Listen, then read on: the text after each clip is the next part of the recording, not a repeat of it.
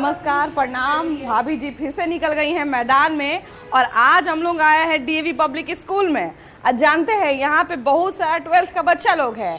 एगो मैडम है जो पढ़ा रही हैं और वो बता रही हैं कि मुगल चैप्टर जो है वो अब से हिस्ट्री में नहीं पढ़ाया जाएगा। अब वैसे तो जानते हैं बहुत सारा चैप्टर डिलीट किया गया है, बहुत सारा चैप्टर हटा दिया गया है।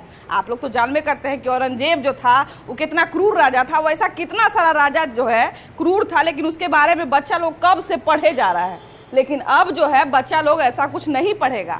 अब इस फैसले का बच्चे के पढ़ाई पर क्या असर पड़ेगा, आम लोगों पर क्या असर पड़ेगा, सिलेबस पर, माने उनके ज्ञान में कितना बढ़ोतरी होगा, कितना कमी आएगा, वो सब जो है आज हम लोग बच्चा लोग से पूछेंगे और उनकी मैडम से पूछेंगे। तो मैडम ये बताइए कि जो सिलेबस में बदलाव आया है तो इससे क्या लग रहा है कि इसको बदलने के पीछे सरकार की क्या मंशा हो सकती है? देखिए, मैं बोलूँगी कि इनका सिलेबस बहुत वास्ट था।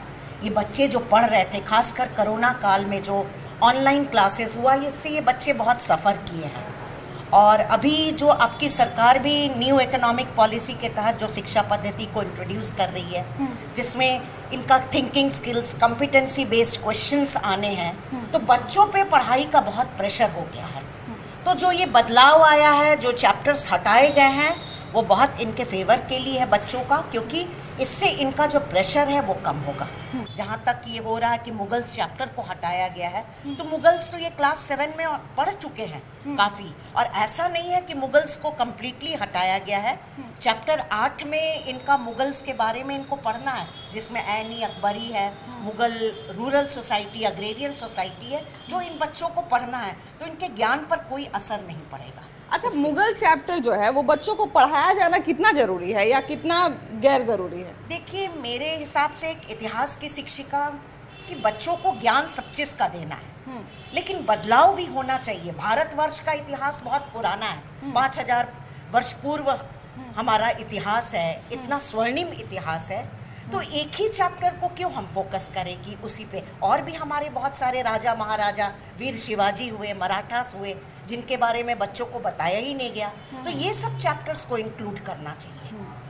क्या है बाबू, ये बताओ कि इतना जो चैप्टर में बदलाव आया है तो इससे तुम लोग के पढ़ाई पे क्या लग रहा है? कुछ असर पड़ रहा है? तुम लोग तो बदलाव वाला चैप्टर पढ़ रहे हो। नहीं, अभी पढ़ाई स्टार्ट नहीं हुआ था और ऐसा भी कोई ये नहीं है कि वो हट गया तुम लोग कोई प्रॉब्लम होगा, क्योंकि हम लोग 7th 8th में मैम बोली कि हम लोग पढ़ चुके थे पहले भी चैप्टर को, मतलब मुगल्स को, तो उतना काफ़ी है मुगल्स के बारे में पढ़ना।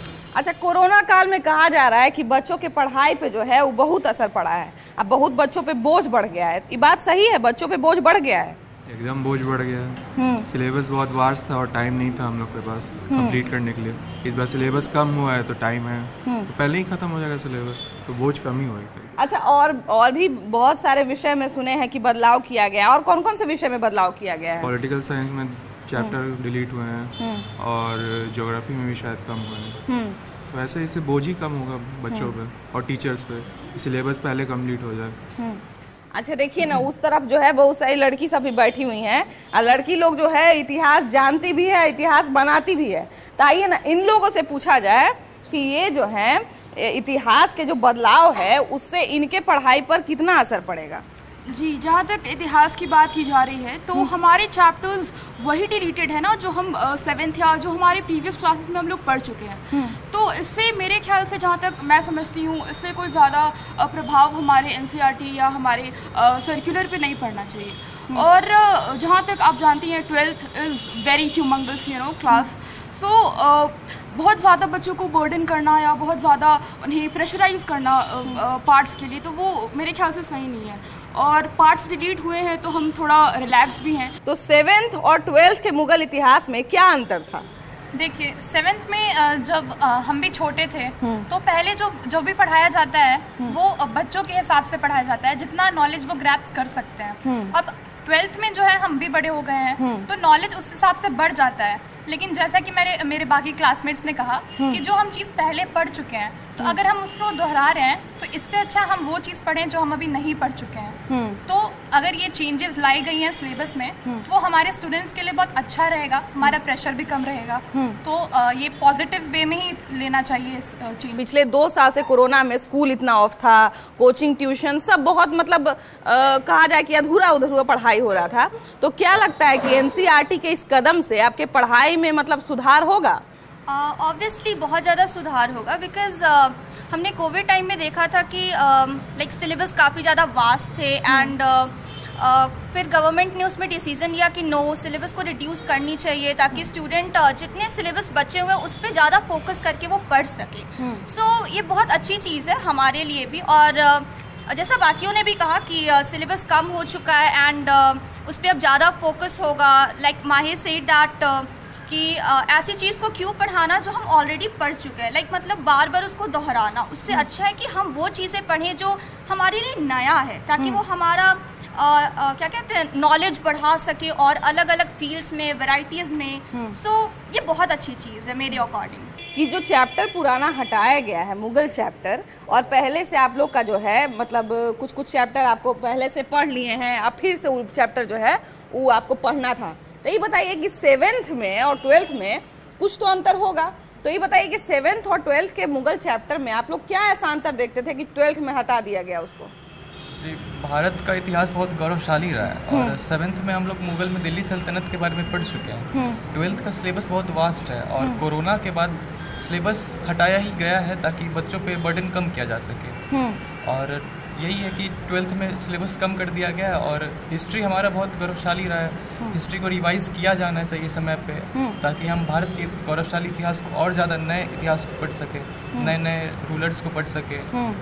तो मेरे हिसाब से ये सही है कि देखिए बच्चा बहुत अच्छा है, वो बात बोला है कि भारत का इतिहास जो है वो बहुत गौरवशाली रहा है और बहुत सारा ऐसा चीज़ है जो हम लोग को कभी ऐसे अनायास पता चलता है। हम लोग बोलते हैं कि बताइए, हम लोग भारत में रहते हैं, अब भारत के बारे में ये बात नहीं जानते हैं। तो क्या लग रहा है कि ऐसा कोई मतलब बहुत सारा ऐसा चीज़ है क्या जो इतिहास में पढ़ाया जाना चाहिए था लेकिन अभी तक इतिहास की किताब से या बच्चों के पहुँच से वो चीज़ अभी तक छूटा हुआ है? जी, भारत में बड़े शासक तो हैं, छोटे शासक भी हैं और हम लोग साउथ की तरफ बात करते उधर भी कुछ ग्रेट किंग्स रहे हैं, मराठा रूलर्स रहे हैं। मुगल तो हम पढ़ते ही हैं, उनके बारे में मुझे जितना लगता है थोड़ा कम डिटेल्स हम लोग को पढ़ाया गया है। और यदि उनका और थोड़ा विश्लेषण और उनका थोड़ा विस्तार किया जाता है तो मुझे नहीं लगता है कि इससे कुछ ज़्यादा असर पड़ेगा। जैसा कि वो बच्चा बताया हमको कि बहुत सारा छोटा शासक भी जो है जिसके वीरता का कहानी जो है बहुत प्रसिद्ध है लेकिन हमारे पाठ्यक्रम में नहीं है। लेकिन क्या दिक्कत है, पाठ्यक्रम में सब चीज़ डालना मुश्किल ना है जी। एगो बेचारे का पतला सा किताब रहता है, उसमें कितना चीज़ डालिएगा। लेकिन और भी जो है बच्चों को उसको जानने की आवश्यकता है, उसके बारे में समझने की आवश्यकता है। अब चलिए आम लोगों से जो है हम लोग थोड़ा बात करेंगे। यहाँ पे एक और सर हैं जो ये अभी क्लास में आने वाले हैं, तो इनसे पूछते हैं कि सर जो इतिहास में बदलाव आया है इससे बच्चों के इतिहास का जो जानने का जो स्तर है उस पर कितना बदलाव आएगा? देखिए, बच्चे हमारे आज के हम लोग से बहुत ज़्यादा स्मार्ट हैं। They have many sources to know history, mobile network. तो कुछ भी डिलीट करने से या ऐड करने से इन पे बहुत प्रभाव नहीं पड़ेगा। इन्होंने काफ़ी इतिहास जान भी लिया। आज में जब मैं इंग्लिश का शिक्षक हूँ, आज मैं भी एक चैप्टर पढ़ा तो उसमें भी इतिहास था, फ्रांस का था। तो इन लोगों से सारा जवाब मिल रहा था, इन्हें सब पता है, सारी जानकारी है, पढ़ा भी नहीं है लेकिन फिर भी जानकारी है। तो कोई चैप्टर हटाने से ना हटाने से बहुत फर्क, इनको सब पता भी है। तो खाली चश्मा खाली हम लोग अलग बदल के देख रहे हैं, है ना, किसी चीज़ से उसको जोड़ रहे हैं, तो ऐसा कुछ नहीं है कि इससे बहुत फर्क पड़ने वाला है। लेकिन हाँ, हर सिलेबस को अपडेट करना चाहिए। डेवलपमेंट हो रहा है, दुनिया बहुत आगे जा रहा है, एक चीज़ को पकड़ के रखने से कुछ नहीं होगा। तो बाबू ये बताओ कि जो चैप्टर नया जोड़ा गया है और पुराना जो हटाया गया है, मुगल चैप्टर तुम लोग का हटाया गया है, इससे तुम लोग के पढ़ाई पर या तुम लोग के ज्ञान के स्तर पर क्या लगता है कितना उसका असर पड़ेगा? इतना कोई डिफरेंस नहीं आया है क्योंकि जो मुगल एम्पायर चैप्टर है that we already studied 7th class में बहुत ही डिटेल में। सो हमारे पास और भी बहुत सारे चैप्टर्स है तो इससे हमारा बर्डन ही कम हुआ है एक तरीके से।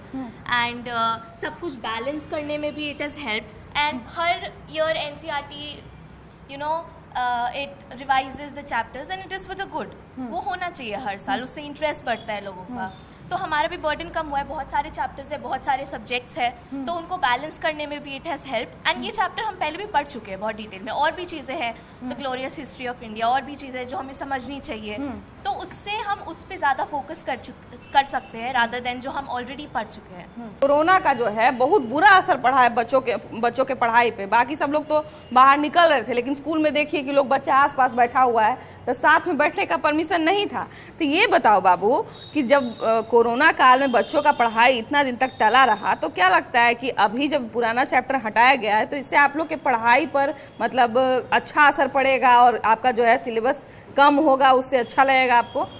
देखिए, कोरोना के समय काफ़ी ज़्यादा हम लोग की पढ़ाई डिस्टर्ब हुई थी और ऑनलाइन मोड की पढ़ाई में बहुत ही इनएफिशिएंट तरीके से पढ़ाई हो पा रही थी, क्योंकि हम इससे यूज्ड टू नहीं थे, बहुत नया था हमारे लिए। टीचर्स भी बहुत टाइम तक इससे एडजस्ट होने में टाइम लगा। एंड देन हमारे एग्ज़ाम्स भी ऑफलाइन जब होने शुरू हुए तो हमें बहुत मुश्किल हो रही थी, बिकॉज एक साथ ही हमारी 2 साल की पढ़ाई ऑनलाइन होते होते देन अचानक से ऑफलाइन एग्ज़ाम्स हुए। लिखने में हमें बहुत दिक्कत हो रही थी, चैप्टर्स हम कवर नहीं कर पा रहे थे, सिलेबस कंप्लीट नहीं हो पा रहा था। एंड जब अब खुले हैं स्कूल, तो अब जब ये सिलेबस रिवाइज किया जा रहा है तो इससे हमारे ऊपर बर्डन मिलेगा, बर्डन कम होगा। एंड साथ ही साथ जो है इतने साल से जो हम छूटते जा रहे हैं ऑनलाइन की वजह से पढ़ाई, अब जब जैसे ऑफलाइन हुआ है तो अब प्रॉपरली तो अभी एकदम नहीं हुआ है, बिकॉज लास्ट ईयर तक भी हम एग्ज़ाम 10th के एग्ज़ाम्स 11th के एग्ज़ाम्स जब दे रहे थे तब भी हमारा प्रॉपरली पढ़ाई उस तरीके से जैसे कोविड से पहले होता था वो तो नहीं हो पाया। बट अब जब धीरे धीरे लाइव ट्रैक पर आ रही है तो ये एक अच्छा डिसीजन है, बिकॉज हमारे लिए 15 के 15 चैप्टर्स पढ़ना ईजी नहीं होता है एक सेशन में। तो चैप्टर्स निकाले गए हैं तो कुछ सोच के एनसीईआरटी ने किया है। तो हम लोग जानते हैं, आ गए हैं डीएवी स्कूल के प्रिंसिपल सर के कैबिन में, इन्हीं से पूछ लेते हैं, इनसे भी जान लेते हैं थोड़ा कि जो सिलेबस बदला है सर, तो क्या लग रहा है कि इससे बच्चों के शिक्षा पर या उनके ज्ञान पर कोई असर पड़ेगा क्या? पहले जो सिलेबस बदला है, इसमें पहले सिलेबस काफ़ी वास्ट था। अब उसको कम करने के लिए जो पोर्शंस डिलीट किया गया है, जैसे कि क्लास 11 में सेंट्रल इस्लामिक लैंड था, लेकिन उसके जगह पर कहीं कहीं जितने भी अरेबिक टर्म्स उसमें बहुत ज़्यादा हुआ करते थे, तो जिसके कारण बच्चों को काफ़ी ज़्यादा परेशानी होती थी उस अरेबिक टर्म्स को याद करने में। और अब जो आ गया है सिलेबस का मेन आधार हो गया है समझने का, याद करने का क्षमता कम कर रहा है। स्किल जो है सो इसमें डेवलप किया जा रहा है कि आप कितना समझ सकते हैं। कॉग्निटिव स्किल को ज़्यादा डेवलप किया जा रहा है, जिसके कारण सिलेबस को थोड़ा कम करके लोड कम किया गया है। अच्छा, कोरोना काल में सर ऐसा कहा जा रहा है कि 2 साल से जो है बच्चों पर बहुत बोझ बढ़ गया था पढ़ाई का, इसलिए सिलेबस को बदला गया, ऐसा दलील दिया गया एनसीईआरटी की तरफ से। तो क्या लग रहा है सर कि इससे बच्चों पर जो 2 साल से जो पढ़ाई का बोझ बढ़ रहा था, इससे क्या लगता है कि कम होगा? थोड़ा निश्चित रूप से कम होगा कि आप अगर कुछ टॉपिक डिलीट करते हैं तो बच्चे को कम ही पढ़ना पड़ेगा।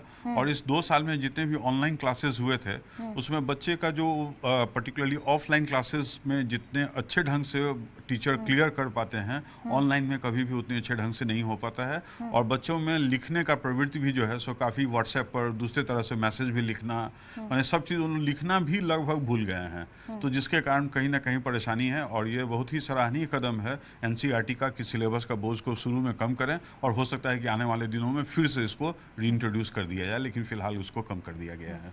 चलिए देखिए, स्कूल से बात हो गया, स्कूल के प्रिंसिपल से बात हो गया, शिक्षक से बात हो गया, बच्चों से बात हो गया, अब और लोगों से जानते हैं और देखते हैं कि इस पर आम राय क्या कहती है।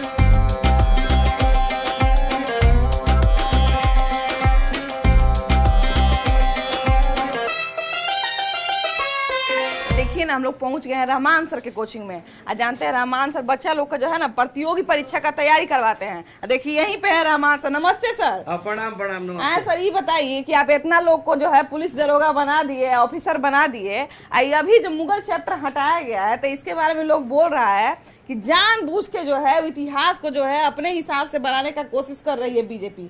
तो इसमें सच्चाई है कि झूठ है, क्या बात है? हम सही बात बोले, एकदम खुल के, एकदम खुल के बोलिए, जो मन करे वो बोलिए। गुरु होए के नाते हम बोला था एकदम सही बात बताओ था कि स्पष्ट रूप से जो चीज के कोई प्रासंगिकता नहीं खे, चाहे दरोगा को हो, चाहे बीपीएससी को, चाहे यूपीएससी को हो, जिस जो चीज से समाज में वैमनस्य फैले की संभावना हो ओकरा हटा देवल अच्छा रहे। कि हटल बा एकरा के बीजेपी राजद जदयू से जोड़े के कोई आवश्यकता नहीं है, क्योंकि जो चीज हटावल गई बा वो निश्चित रूप से इतिहास के दृष्टिकोण से महत्वपूर्ण ना रहे।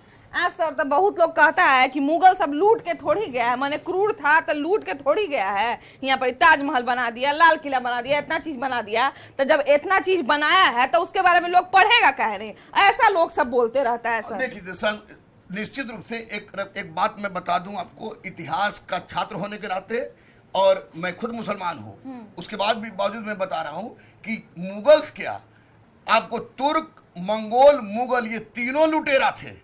क्योंकि भारत जैसा परिवेश उनको मिला, और भारत जैसे परिवेश को मैं कहता हूं कि यदि कहीं स्वर्ग है तो भारत में ही है। तो इस कारण बस मुगल यहाँ पर बस गए थे, तो लुटेरे ही। कि किसने नहीं लूटा? कहाँ शास्त्र में लिखा हुआ है, कुरान में लिखा हुआ है कि मंदिर तोड़िए? क्या मुगल काल में मंदिर नहीं टूटा?